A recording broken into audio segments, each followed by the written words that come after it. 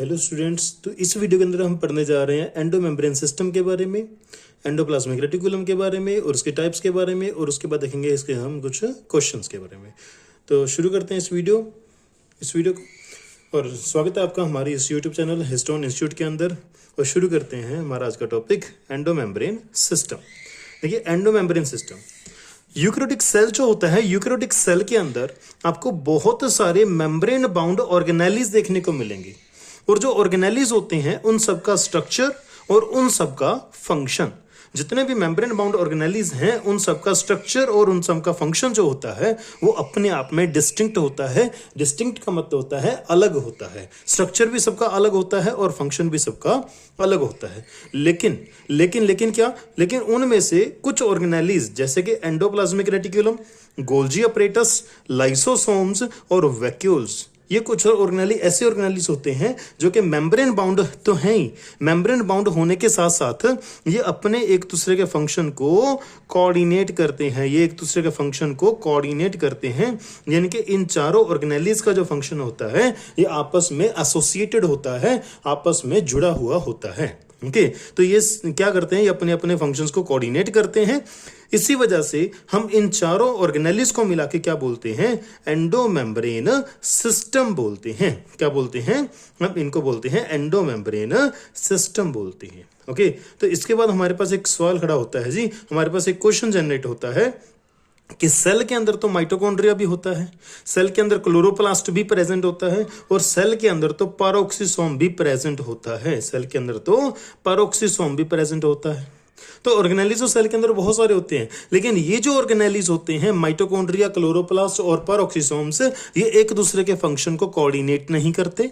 दूसरा, ना ही ये बाकी के ऑर्गेनेलीज जैसे कि endoplasmic reticulum, Golgi apparatus, lysosomes और वैक्यूल्स जो हैं, ना ही उनके फंक्शन के साथ कोऑर्डिनेट करते हैं। इसीलिए ये एंडो मेम्ब्रेन सिस्टम का पार्ट नहीं कहलाते। तो इसके ऊपर ये क्वेश्चन बन के आ सकता है कि एंडो मेम्ब्रेन सिस्टम के अंदर को ये ऑर्गेनेलीज आते हैं, और रीजन में आएगा क्योंकि ये अपने फंक्शन को कोऑर्डिनेट करते हैं, राइट।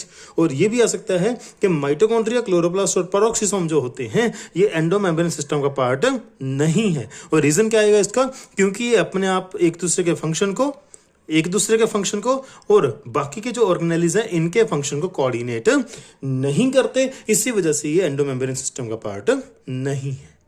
नेक्स्ट है हमारे पास टॉपिक एंडोप्लाज्मिक रेटिकुलम। देखिए, एंडोप्लाज्म, जब हमने यूकैरियोटिक सेल को इलेक्ट्रॉन माइक्रोस्कोप में देखा, जब हमने यूकैरियोटिक सेल को इलेक्ट्रॉन माइक्रोस्कोप से देखा, तो हमने क्या देखा, हमने सेल के अंदर एक नेटवर्क देखा। क्या देखा, हमने एक नेटवर्क देखा। कि कैसा नेटवर्क, एक टीनी ट्यूबुलर स्ट्रक्चर्स का नेटवर्क देखे। जैसे देखो, जैसे ये स्ट्रक्चर आपको दिख रहे हैं, ये स्ट्रक्चर आपको दिख रहे हैं, ये सारे जो स्ट्रक्चर आपको दिख रहे हैं यहां से लेके यहां तक, ये सारे जो स्ट्रक्चर आपको दिख रहे हैं, ये सारे के सारे स्ट्रक्चर जो हैं इनको बोला गया है टीनी ट्यूबुलर स्ट्रक्चर्स नेटवर्क, यानी कि network of tiny tubular structure इनको बोला गया है। और इन्हीं को हम क्या बोलते हैं, एंडोप्लाज्मिक रेटिकुलम बोलते हैं। ये एंडोप्लाज्मिक रेटिकुलम जो होता है ये न्यूक्लियर मेम्ब्रेन के साथ अटैच होता है, राइट। अच्छा, अगर हम बात करें एंडोप्लाज्मिक रेटिकुलम की, तो एंडोप्लाज्मिक रेटिकुलम जो होता है वो सेल के अंदर, सपोज करो ये हमारा सेल है, और सेल के अंदर जहां पे साइटोप्लाज्म होता है, उस पूरे स्पेस की बात हम कर रहे हैं। तो सेल के अंदर जितना भी स्पेस होता है, ये उस स्पेस को एंडोप्लाज्मिक रेटिकुलम ये उस स्पेस को दो कंपार्टमेंट के अंदर डिवाइड करता है। ओके, एक कंपार्टमेंट वो जो इसके अंदर आएगा, जैसे यहां पे जो इसके अंदर आएगा, ठीक है, जो इसके अंदर आएगा एक ये कंपार्टमेंट, और जो एक इसके बाहर है जहां पे साइटोप्लाज्म है, और एक ये दूसरा कंपार्टमेंट, राइट। तो जो इनर कंपार्टमेंट है उसको बोलते हैं ल्यूमिनल कंपार्टमेंट, क्योंकि अंदर वाली स्पेस को क्या बोला जाता है, अंदर वाली स्पेस को ल्यूमन बोला जाता है, इसलिए इस कंपार्टमेंट को बोलेंगे ल्यूमिनल कंपार्टमेंट।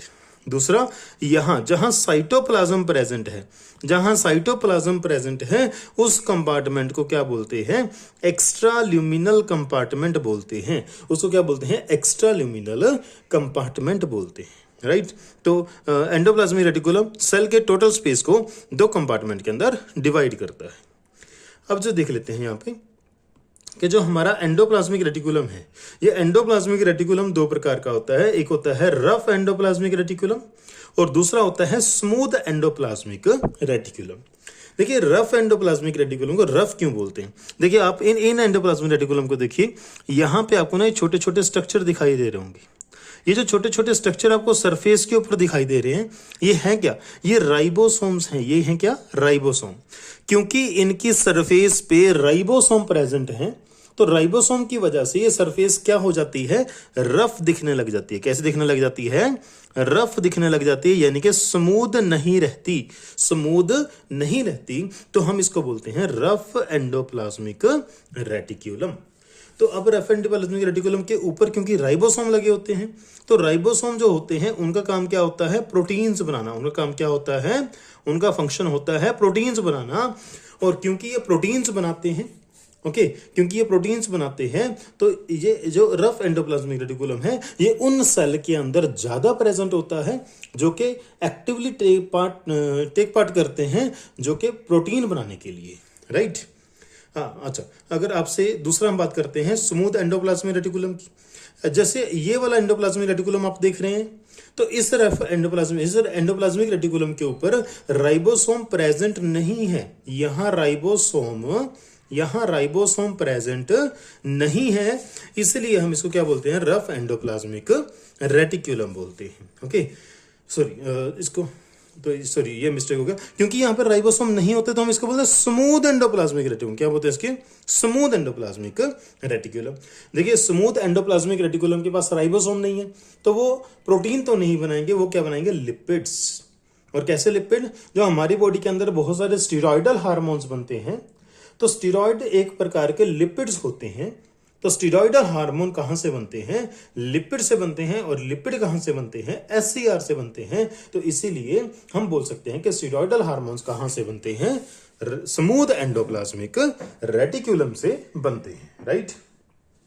इसके अलावा अगर हमारी बॉडी के अंदर कोई ड्रग्स प्रेजेंट हैं, कोई पॉल्यूटेंट्स प्रेजेंट हैं, या फिर कुछ हार्मफुल स्टीरॉइड्स प्रेजेंट हैं हमारी बॉडी के अंदर, तो उन सबको डिटॉक्सिफाई करना भी किसका काम होता है? उन सबको डिटॉक्सिफाई करना काम भी हमारी स्मूथ एंडोप्लाज्मिक रेटिकुलम का होता है। अब सबसे मतलब बढ़िया क्वेश्चन जो यहां से पूछा जा सकता है कि भाई एक होता है हमारे पास रफ एंडोप्लाज्मिक रेटिकुलम और दूसरा होता है हमारे पास स्मूथ एंडोप्लाज्मिक रेटिकुलम। अब इन दोनों में से किसकी अमाउंट ज्यादा होती है, किसकी अमाउंट कम होती है? ध्यान रखना, रफ एंडोप्लाज्मिक रेटिकुलम जो होता है वो एक्सटेंसिव होता है। एक्सटेंसिव का मतलब आप लार्ज कह सकते हो, यानी कि सेल के अंदर टोटल एंडोप्लाज्मिक रेटिकुलम में से रफ एंडोप्लाज्मिक रेटिकुलम की अमाउंट ज्यादा होती है और वो आउटर मेम्ब्रेन जो होती है न्यूक्लियस की उसके साथ अटैच होता है, उसके साथ कंटिन्यूस होता है, राइट। नेक्स्ट हमारे पास कुछ क्वेश्चंस है, क्वेश्चन देख लेते हैं। Which of the following cell organelle is not considered as part of the endomembrane system? इनमें से कौन सा ऑर्गेनेली ऐसा है जिसको हम एंडोमेम्ब्रेन सिस्टम का पार्ट नहीं मानते? तो हमारे पास आंसर क्या आएगा? लाइसोसोम है, माइटोकॉन्ड्रिया नहीं है, गोल्जी apparatus भी है, एंडोप्लाज्मिक रेटिकुलम भी है। तो हमारा आंसर क्या आएगा? Second option, mitochondria. नेक्स्ट हमारे पास the cell organelle X is divided into two types on the basis of a cell organelle Y that helps in the protein synthesis. Identify X and Y. अब वो कह रहे हैं कि X जो organelle है वो दो प्रकार का है। वो किसकी वजह से? एक सेल ऑर्गेनेली Y की वजह से, और Y जो है वो प्रोटीन सिंथेसिस करवाता है। तो बताइए X और Y क्या होगा? अब सोचने वाली बात है, हमने अभी पढ़ा थोड़ी देर पहले कि एंडोप्लाज्मिक रेटिकुलम है वो दो प्रकार का होता है, तो तीनों के अंदर एंडोप्लाज्मिक रेटिकुलम है। गोल्जी कॉम्प्लेक्स दो प्रकार का नहीं होता, तो ये हमारा आंसर नहीं आ सकता। अब एंडोप्लाज्मिक रेटिकुलम के ऊपर प्रोटीन सिंथेसिस वाले कौन से स्ट्रक्चर होते हैं? राइबोसोम, तो ये हमारा आंसर बन सकता है। लाइसोसोम ये नहीं आ सकता, माइटोकॉन्ड्रिया नहीं आ सकता, तो हमारा आंसर क्या आएगा? A option.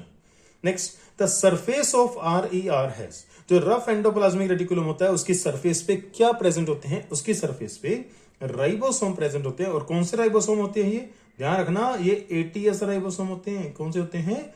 ATS राइबोसोम, जिसके अंदर दो सब यूनिट होते हैं, एक 40S और एक 60S। Okay, next question, Which of the following cell organelle is responsible for the synthesis of steroids and lipids? भाई ऐसा कौन सा सेल ऑर्गेनेली है जो स्टीरॉइड्स एंड लिपिड्स में आता है? हमने अभी देखा, वो उसका आंसर क्या आएगा? उसका आंसर आएगा हमारे पास आंसर आएगा smooth endoplasmic reticulum. Smooth endoplasmic reticulum. Next question, larger number of RER are found in cells actively involved. ऐसा कौन सा सेल है जिसके अंदर RER बहुत ज्यादा होगा? जिसके अंदर RER बहुत ज्यादा होगा, ऐसा सेल वो होना चाहिए। देखिए RER का काम क्या होता है? प्रोटीन बनाना। जो सेल प्रोटीन ज्यादा बनाएगा उसके अंदर RER ज्यादा होगा।